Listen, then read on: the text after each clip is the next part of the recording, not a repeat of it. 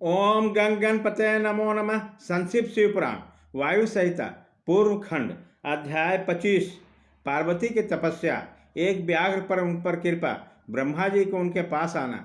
देवी के साथ उनका वार्तालाप। देवी के द्वारा काली त्वचा का त्याग और कृष्ण वर्णा कुमारी कन्या के रूप में उत्पन्न हुई कौशिकी के द्वारा शंभु निशंभु का बद्ध। वायुदेव कहते हैं, महर्षियों, तदंतर पतिव्रता माता पार्वती पति की परिक्रमा करके उनके वियोग से होने वाले दुख को किसी तरह रोककर हिमालय पर्वत पर चली गई। उन्होंने पहले सखियों के साथ जिस स्थान पर तप किया उसी स्थान से उनका प्रेम हो गया था, अतः फिर उसी को उन्होंने तपस्या के लिए चुना।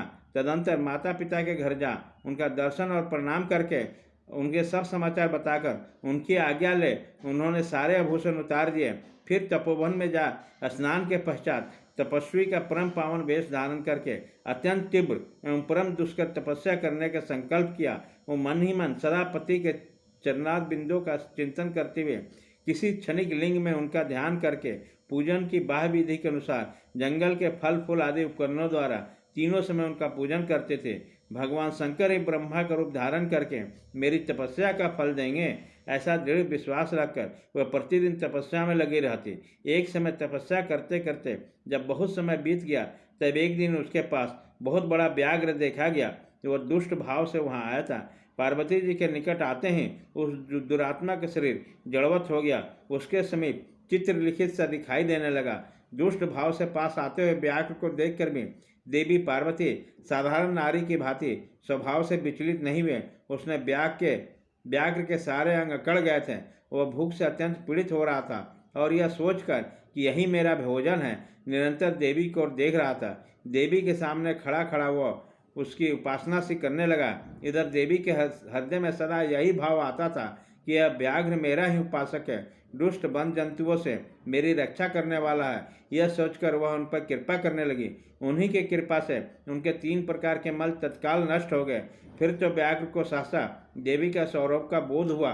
उसकी भूख मिट गई और अंगों की जड़ता भी दूर हो गई। साथ ही अपने जन्म सिद्ध दुष्टता नष्ट हो गई और वह निरंतर तृप्ति बनी रहने लगी।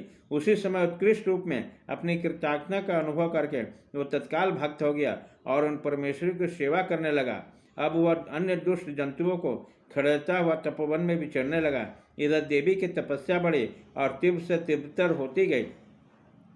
देवता शुंभ और देवताओं के दुर्व्यास दुखी और ब्रह्मा जी के शरण में गए। उन्होंने शत्रु पीड़न जनित अपने दुख को उनसे निवेदन किया।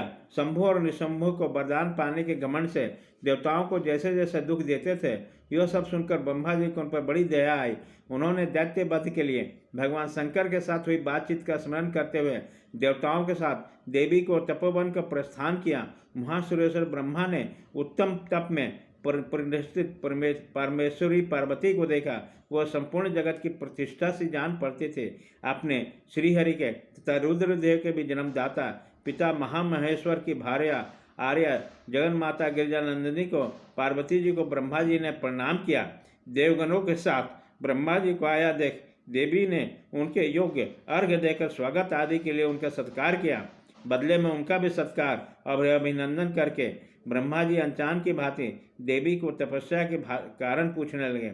ब्रह्मा जी बोले, देवी, इस तीव्र तपस्या के द्वारा आप किस अभिष्ट मनोरथ की सिद्धि करना चाहती हैं? तपस्या के संपूर्ण फलों की सिद्धि तो आपके ही अधीन है। जो समस्त लोकों के स्वामी हैं, उन्हीं परमेश्वर को पति के रूप में पाकर आपने तपस्या का संपूर्ण फल प्राप्त कर लिया है। अथवा यह सारा ही क्रियाकलाप आपका ही लीला विलास है। परंतु आश्चर्य की बात तो यह है कि आप इतने दिनों से महादेव के विरह का कष्ट कैसे सह रही हैं? देवी ने कहा, ब्राह्मण, जब सृष्टि के आदि काल में महादेवी जी से आपकी उत्पत्ति सुनी जाती है, तब आप समस्त प्रजाओं में प्रथम होने के कारण आप मेरे जेठ पुत्र होते हैं।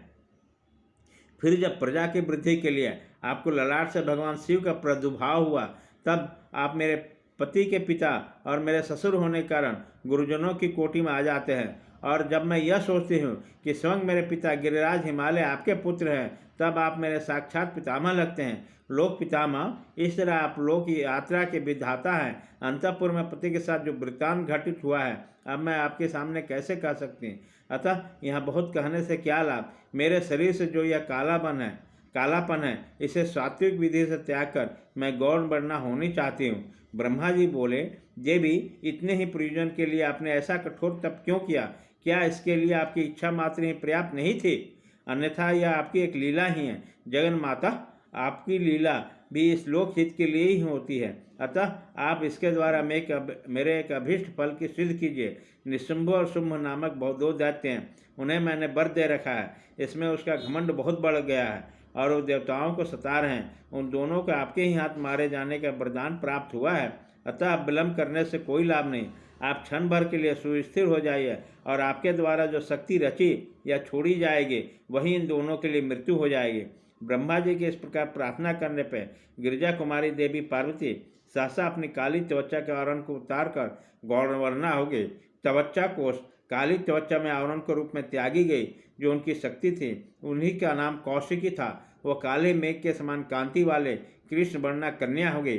देवी की वह महामाया शक्ति ही जोग निंद्रा और वैष्णवी कहलाती है। उनकी 8 बड़ी बड़ी भुजाएं थीं। उनके हाथों में शंख, चक्र और त्रिशूल आदि आयुध धारण कर रखे थे। उस देवी के 3 रूप है, सौम्य, घोर और मिश्रित। वह तीनों नेत्रों से युक्त थी। उनके मस्तक पर अर्धचंद्र का मुकुट धारण कर रखा था। उसे पुरुष का स्पर्श तथा रति का जोग नहीं प्राप्त था। वह अत्यंत सुंदरी थी। देवी ने अपनी सनातन शक्ति को ब्रह्मा जी को हाथ में दे दिया। वह दैत्य प्रवर शंभु निशंभु का वध करने वाली है। उसी समय प्रसन्न ब्रह्मा जी ने उस प्रभा शक्ति को सवारी के लिए एक प्रबल सिंह प्रदान किया जो उनके साथ ही आया था। उस देवी को रहने के लिए ब्रह्मा जी ने विंध्यगिरि पर वास स्थान दिया। वहाँ नाना प्रकार के उपचारों से उनका पूजन किया।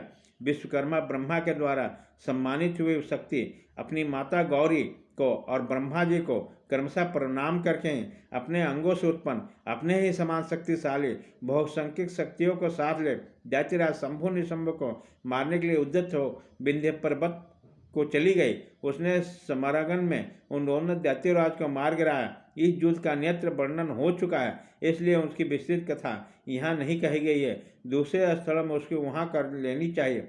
अब मैं प्रस्तुत प्रसंग का वर्णन करता हूँ। अध्याय 25।